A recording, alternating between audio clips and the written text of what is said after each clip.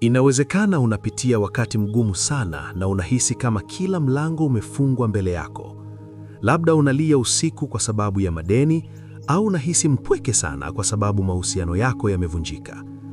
Nataka usikilize neno la Mungu kutoka katika kitabu cha Yeremia sura ya 29 aya ya 11. Mungu anasema kuwa anayajua mawazo anayokuwazia ninyi ni mawazo ya amani na si ya mabaya, kuwapa ninyi tumaini katika siku zenu za mwisho. Hili ni neno la uhakika kwako leo. Mungu hajakuacha na wala hajakusahau. Katika jina la Yesu, kila huzuni iliyo ndani yako inakwenda kugeuka kuwa furaha. Katika jina la Yesu, kila ukuta uliokuzuia unakwenda kuanguka sasa hivi. Katika jina la Yesu, milango ya baraka inafunguka kwa ajili yako. Mungu wetu ni Mungu wa mambo makubwa. Anajua jinsi unavyohangaika kutafuta kazi, anajua jinsi unavyopambana na magonjwa yaliyokataa kupona, na anajua vile unavyotamani kuona familia yako ina amani. Usiogope hata kidogo, maana ushindi wako umekaribia. Katika jina la Yesu, pokea uponyaji wa mwili wako. Katika jina la Yesu, pokea kibali kipya kazini kwako. Katika jina la Yesu, kila deni linalokupa msongo wa mawazo lipate ufumbuzi wa ajabu. Mungu anakwenda kurejesha miaka yote uliyopoteza kwa sababu ya maumivu na kukataliwa. Yale mambo yaliyokuwa magumu jana, leo yanakuwa mepesi kwa uweza wa Roho Mtakatifu. Katika jina la Yesu, kicheko chako kinarudi tena. Katika jina la Yesu, heshima yako inarudi tena. Sikiliza rafiki yangu, hakuna jambo gumu la kumshinda Mungu. Hata kama biashara yako imeshuka au unahisi ndoa yako haina tena tumaini, Mungu anasema yeye anafanya jambo jipya. Je, huoni jinsi anavyokwenda kukutoa kwenye mavumbi na kukuweka pamoja na wafalme?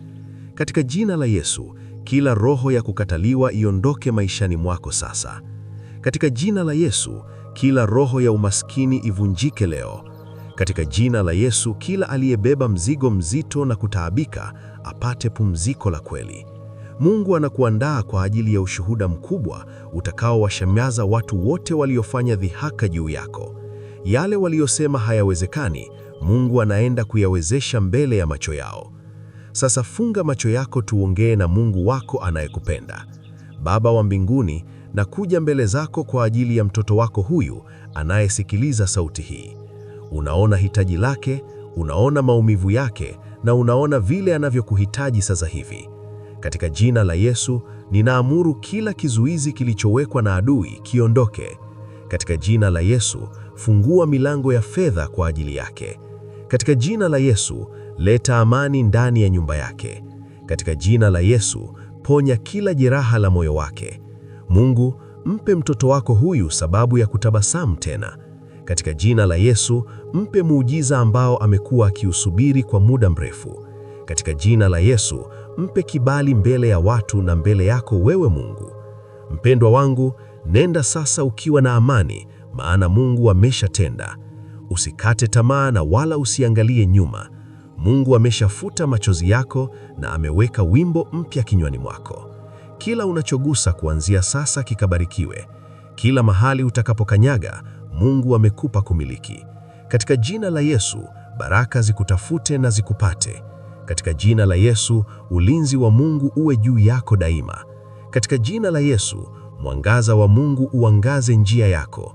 Amini tu na uone utukufu wa Mungu ukidhihirika maishani mwako.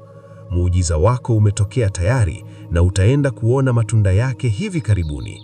Tafadhali nitumie ombi lako la sala ili niweze kuungana nawe kwa imani kwa ajili ya jambo lolote linalokusumbua. Mungu akubariki sana na akupiganie katika kila hatua. Nitumie ujumbe wako sasa na ingoja kusikia kutoka kwako ili tuombe pamoja kwa ajili